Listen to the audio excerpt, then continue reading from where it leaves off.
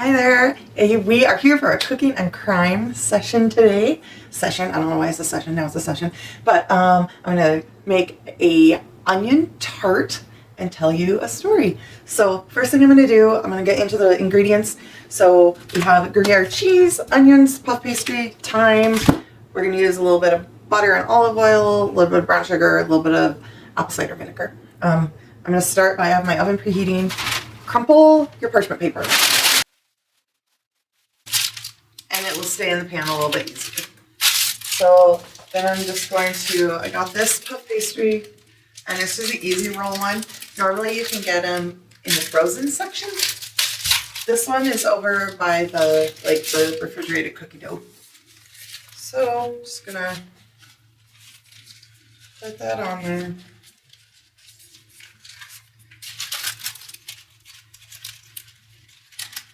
But while I'm doing this, I'll start the story. So our story today takes place in the early 60s in California. And there is a book written about it called The Onion Field Killings, and it's written by a man named Joseph Wamba. And I actually read the book, and it was really well written. It was really informative. I got a lot of information out of it, and so I do recommend reading it if you want more details. It goes into a lot more of the history of both of the perpetrators for this case, and it just is a super interesting story. And so, like I said, this happens in the 60s in Southern California. What the hell is that?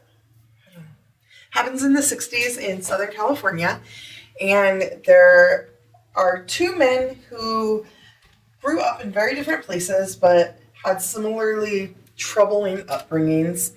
And the first one, his name is Gregory Powell, and he grew up in Michigan, and he was the oldest of 4 kids. His father was a musician and so was gone pretty frequently. His mother was super sick all the time. Just lots of issues there.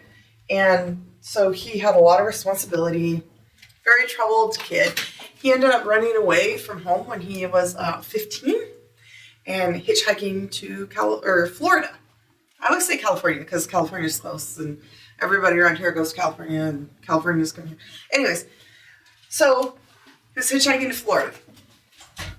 I'm just going to pre-bake that a little bit. And while he was hitchhiking, he ended up meeting a priest, and he ended up having a sexual relationship with the priest. And at the age of 15, that can really screw somebody up because he's a 15-year-old kid. He was molested. And so, the dog went outside. So, he ended up dealing with a lot of weird feelings of rejection and trying to be accepted and just kind of continuing down this life of, sadness and destruction. And he stole a couple cars, got in a lot of trouble for that, and then he ended up making his way to California. And then around the same time, there was another kid named Jimmy Smith, who also had a pretty dysfunctional upbringing. He was raised in Texas by his maternal great aunt. Do you say aunt or aunt? I say aunt. Maybe it's an Oregon thing. I don't know. Anyways, so, excuse me while I rub my eye. So he was raised in Texas by his maternal great aunt. And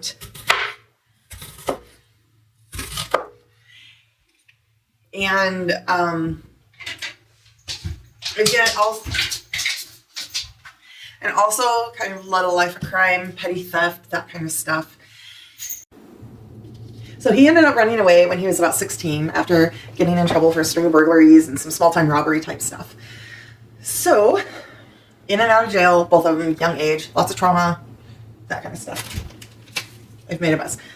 All right, I'm gonna chop these real quick.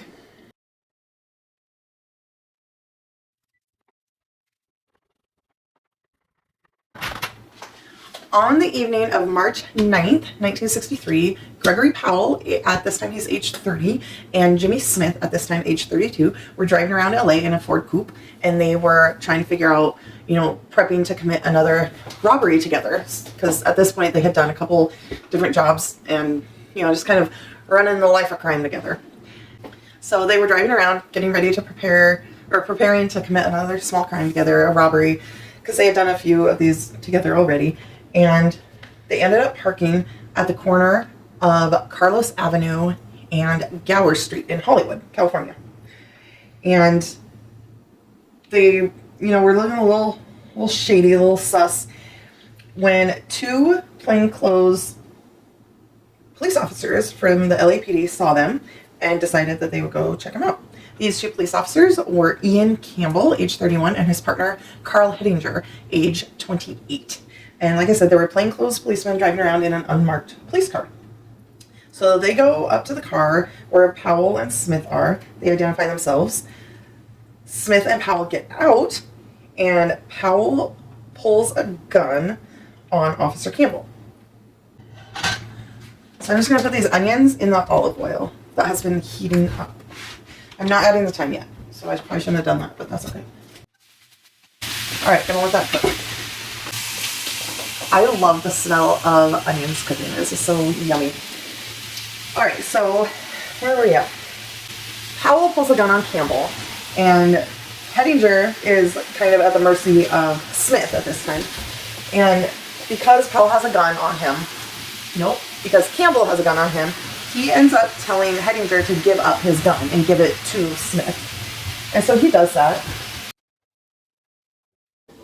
All right, so kind of a trick to doing thyme. As you can see how it's on little sprigs. You just run your finger backwards, it'll pull the thingies off. Oh, my hands smell good. Okay, so Campbell and Hittinger are now kind of at the mercy of Powell and Smith. Hittinger has given up his gun at the request of Campbell because Campbell had a gun drawn on him by Powell. And so then they're kind of, at this point, defenseless, essentially. So Powell and Smith force Campbell and Hittinger into their car, and they go for a drive. They drive approximately 2 hours north until they're just outside Bakersfield, California. Which, funny story, I actually lived in Bakersfield, California for a short time as a child with my parents and my older sister. My younger sisters weren't born yet, but we lived in Bakersfield. They're outside Bakersfield also. So kind of an interesting little connection to this story that I thought was interesting. Yeah. Anyways, so they drive out there and they are in the middle of an onion field on this backcountry road. And Powell and Smith force Hittinger and Campbell out of their car, and unfortunately Powell ends up, he thought that he had already committed a capital offense.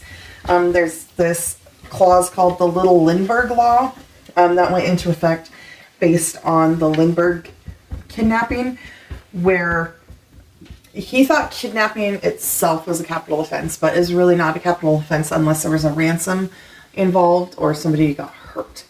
And so at this point, it was not capital, but he thought it was. So he was like, I ain't got anything to lose.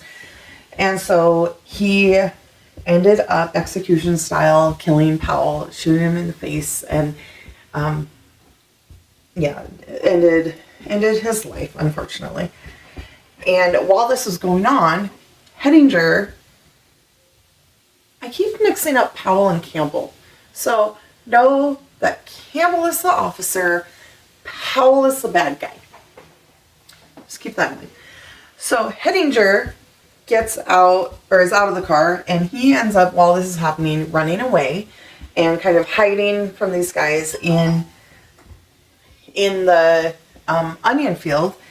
and they're looking for him, and they see him a couple times, and so he just keeps running, zigzagging, ends up running about 4 miles until he finds this farmhouse, and he gets the people in the farmhouse to come out, and they call, for backup and help and everything. Meanwhile, Campbell and Smith kind of split ways. Smith ends up driving away in the car. Campbell runs away, finds a car, steals it. He ends up getting caught that night, and Smith ends up getting apprehended the next day. Just going to finish grating this cheese. Alright, so I have pulled the puff pastry out of the oven. I showed you it's nice and golden brown. I think I overcooked it a little bit, but I think it's going to be okay. I have my cheese grated and my thyme chopped. My onions are cooking. So I'm just going to add a little bit of brown sugar to this. And that will just help caramelize them a little bit. A little bit more. They'll get a little bit sweeter. They'll get that nice golden brown a little bit faster. You don't have to add sugar if you don't want to. I just like it. I think it adds a lot to the dish. Alright, so I'm going to let that keep going. So both Campbell and Smith have now been captured. Hettinger escaped and is dealing with that kind of trauma, because even as a police officer, that would be a very traumatic experience. And Campbell, unfortunately, has passed away. He left behind a wife and a very young daughter named Victoria. So they went through a pretty lengthy trial, lots and lots of appeals, lots of rigmarole around that, with Powell raising a lot of different I didn't get this, and at one point he actually represented himself in the trial, and he's just a little bit out there. But in the long run, both of them did end up being convicted and were sentenced to death. Unfortunately, or fortunately, I don't know, it depends on your perspective, the state of California in 1972 overturned all death penalties and rescinded them, and turned all sentences, I couldn't think of the word, all sentences of death, turned them to life sentences instead. And Smith ended up going on parole in the early 80s, but he was in and out of prison. He was a narcotics user and had addiction issues, and continued to burglarize and do robberies and that kind of stuff. And Powell, on the other hand, Powell, on the other hand, he remained in prison for the rest of his life. And part of that was due to Campbell's daughter writing victim impact statements and, working with the parole board and being very active in trying to keep Powell in the prison system, because she just understood that he would do no good outside. Powell ended up passing away while still in prison in Vacaville in 2012 at the age of 79. Like I said earlier, Jimmy Smith was released in the early 80s in 1982, and he kind of bounced back and forth, committing crimes, narcotics issues, that kind of stuff, for the rest of his life. And he passed away while incarcerated, because he was in and out, in 2007 at the age of 76. Now, Carl Hettinger he remained on the police force for approximately 5 more years, but he had a lot of issues dealing with the whole situation, and he ended up resigning from the police force from LAPD after being caught shoplifting. And I am not a psychologist or anything, but I have heard or read a lot of things that sometimes that shoplifting, turning to these kind of things that can give you that instantaneous high, adrenaline rush, that kind of stuff is pretty common after you've suffered trauma. Is a way of dealing with your PTSD. And like I said, this is probably a very traumatic experience for anybody, police officers included. So he did end up leaving the police force. He passed away in 1994 at the age of 59 from liver disease. Now, part of what probably contributed to his lack of ability to deal with things and kind of, piling onto the depression and anxiety and PTSD that I would think would be associated with this was, remember when I said that he gave up his gun? Well, in subsequent training videos for police officers, that specific instance was used as an example for what not to do. And so whether cops agreed or disagreed or, knew him personally or not, he became kind of the subject of what not to do. And, I think that that probably contributed to it a lot. I don't know about him. I don't know him, didn't know him personally, but like I get really embarrassed when I'm used as an example. And this is a much larger scale of anything that I would have ever been, that I could relate to. And so I would think that would be really, really hard to do. And also, like I said earlier, Ian Campbell was survived by his wife and his daughter. And in 2012, the cross streets where Campbell and Hedinger originally were kidnapped was renamed to Ian Campbell Square, and that is in Hollywood, and it was at the corner of Carlos Avenue and Gower Street. And then there's also a section of freeway from Hollywood Boulevard to Highland Avenue that was renamed the Ian J. Campbell Memorial Freeway. So that is the story of the onion field killings. And so I'm going to finish up this tart. Caramelizing our onions still, and we'll finish up the tart and wrap this up.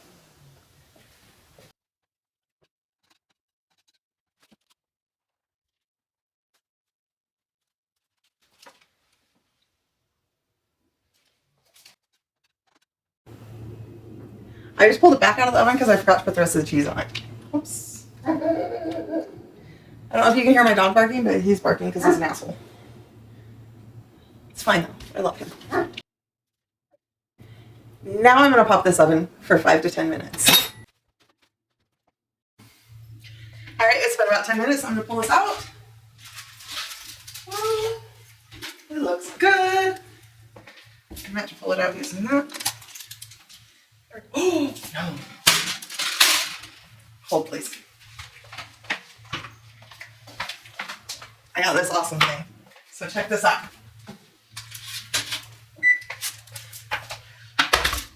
Bam. Coaster. Okay, so you see how awesome it looks.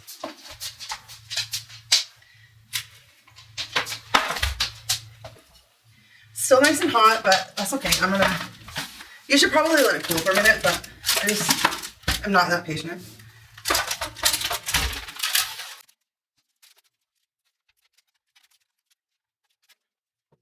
So I have made this before, and something that I like to do with it is drizzle a little bit of balsamic glaze on top, because I am a big balsamic person. I got this huckleberry balsamic from a place in Oregon, in Florence, Oregon, called All About Olives. No, I'm not sponsored. I just really, really like this. It's delicious. And they have different other flavors like a blood orange balsamic and pear balsamic and vinegars or olive oils and stuff like that. So I'm just going to put just a little bit on here. A little bit too much. That's okay. Let's try this.